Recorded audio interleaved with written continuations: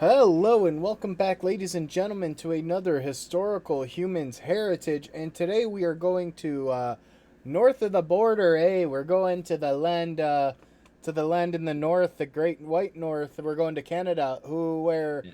Canada actually has their own specific register of historic places, and their website is straight out of 2003. Yes, yes. Justin is extremely opposed to this idea, but we felt it would be a good idea to showcase that the United States of America is not the only country in the world to have its own national register separate from the UNESCO World Heritage You Site. should have just Even stopped though, there. We are the only country in the world, USA.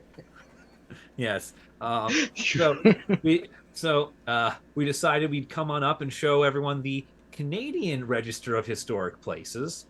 Um, Oh, yeah, Canada. with My home and native land. uh, the the site chosen in question is a lovely Roman Catholic church in uh, sorry in Montreal, Quebec, You hear called that, Justin?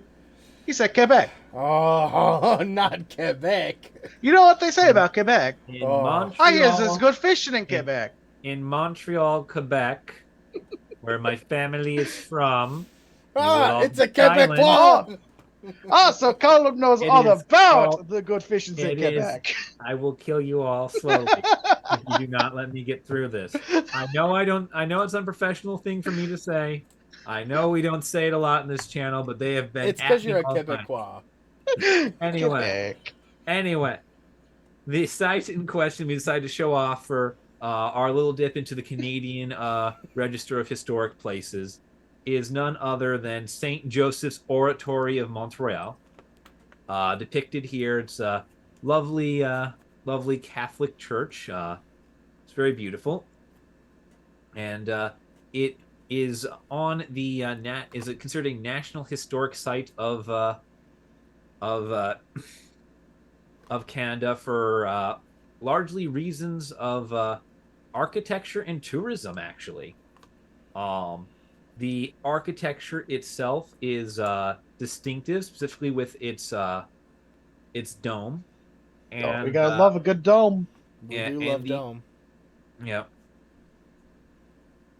and the oratory itself is it has a reputation across the nation of Canada and internationally as a religious tourist attraction.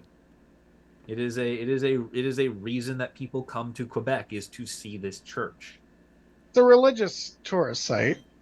Yeah. I think it would need to take a little bit more than Yeah, that to it get is. into Quebec. I believe the official term is pilgrimage site for the religious ones. Yes. Really, Yeah. Canada. Yeah. It is. Yeah. Yeah. The oratory, this large towering basilica. It's a place people go. So To what? hold. So what you're telling me is people like to go to Quebec for more than just the good fishing. I'm going. I do not understand you, and I He's refuse to making a acknowledge your reference, existence and here. I understand the We are. reference. We are. I am literally just trying to do a genuine Colin's over showcase here here. like Getting dying, so and we're frustrated. I'm. we're over here just so, making so what? It What references. was it besides? was built by a pair of monks, brother Andre and brother Abundius, from 1904 to 1912, um, and a number of architects and artists who were famous architects and artists to varying degrees expanded upon the design between 1912 and 1966 when the last modifications were made. So this is pretty recent. Yeah. It is relatively recent. Yes, the last modifications were made as of right now 57 years ago. So, by the general rule of thumb for American historical sites, it does still qualify. Just So barely. so it's still in use, right? It is still in use. Uh, to my knowledge, it remains in use as a fully functioning church. The entire site includes was a massive landscape including 2 chapels, a crypt, and my personal favorite part of this monument, which is not the basilica, but what is known as the sacred path and the way of the cross, which is, I believe, the 200 steps of stairs going up to the building. Wait, It's on top of a giant hill. God damn it! I mean, like, Yes. you know, you want it to be seen, but like, Yes. It's very prominent, and people forbid you don't have realize been. that Montreal is pretty hilly. I've Yeah. never been. I would like to go to Canada. But yeah, it is towering, just the massive steps leading up there. God, it reminds me. just imagine like somebody gets halfway out there, is like, oh, Not you worth know it. what? I'm going straight to the pub. I made it halfway. Yeah. In the eyes of the Lord, it's the trying that counts. Close enough. Yeah. But yeah, it's the sacred path has 283 steps to get to the oratory. That's still not And terrible. yeah, except the steps, they're not spaced like modern stairs are. They're, I want to say, somewhere between 1.5 to twice the height.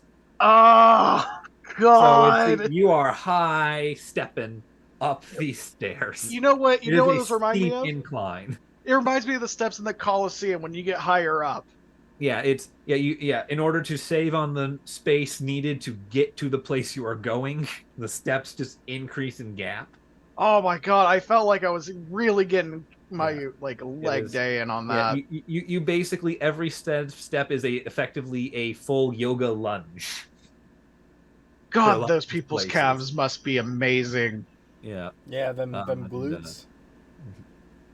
and it's a very beautiful church. It has very unique architecture, just by virtue of the fact that a dozen different artists were involved in its creation over half a century.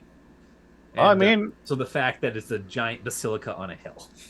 it's better than what the one church that's in Spain that's been under construction for like 400 years. Hey, but that one's like 3 times the size, and Yeah. At least it's done. Yeah. This one's done. Yeah. This one's done. This one's very very beautiful. One of the key features of it that is important to note is the fact that when they built it, they did everything they could to integrate it into the natural sort of the natural environment around it.